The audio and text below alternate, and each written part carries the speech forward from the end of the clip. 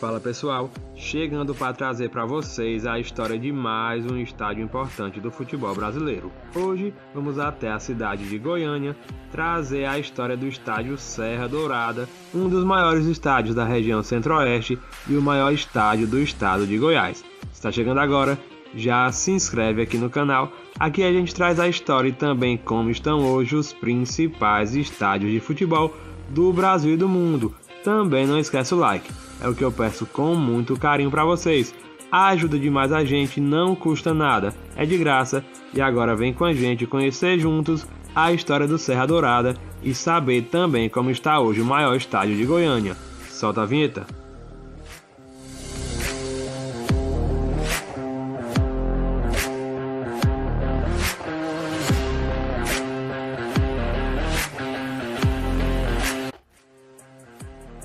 Hoje vamos até Goiânia falar de um dos maiores estádios de futebol do estado de Goiás, o estádio Serra Dourada, palco de partidas históricas do futebol brasileiro. O estádio é de propriedade do governo do estado de Goiás e foi construído na década de 70. Sua inauguração ocorreu em 9 de março do ano de 1975. Na ocasião, era o 7º maior estádio de futebol do país naquela época. A área do estádio é cercada por importantes vias de trânsito, como a rodovia BR-153 e a Avenida Field José Sebá.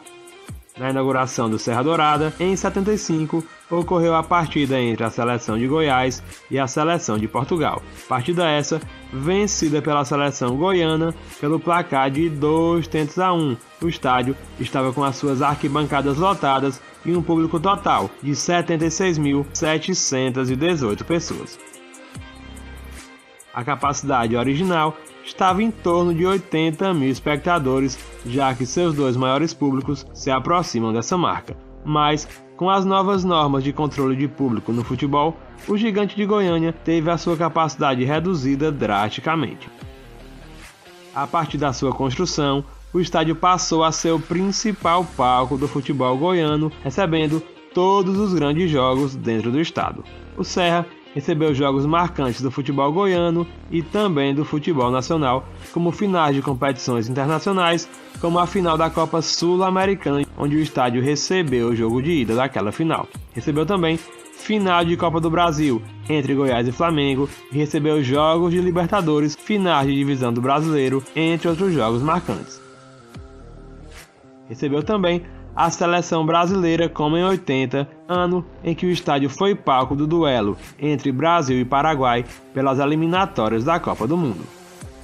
Os maiores públicos do estádio são os seguintes: seleção goiana, seleção brasileira em 1978, quando tivemos 77.790 pessoas no estádio. Depois, seleção goiana 2, seleção portuguesa 1, em 1975, o jogo da inauguração do Serra, com 76.718 pessoas. E fechando nosso top 3, temos o maior clássico de Goiás, Vila Nova e Goiás, pelo Campeonato Goiano de 1978, quando tivemos 76.583 pessoas, lotando as dependências do Serra Dourada para ver o maior clássico do futebol goiano.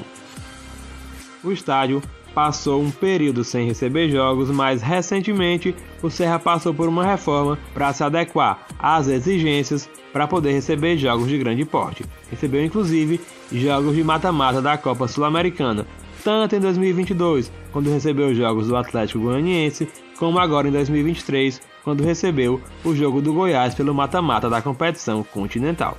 O estádio também teve os seus banheiros reformados, mas carece de uma melhoria na iluminação para poder receber jogos de Série A, já que o nosso Brasileirão tem uma exigência maior em termos de iluminação.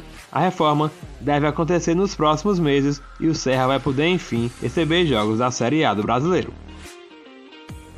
Hoje, o estádio recebe alguns jogos pontuais, principalmente quando os times de Goiânia não podem usar seus estádios, como foi o caso dos jogos do mata-mata da Sul-Americana.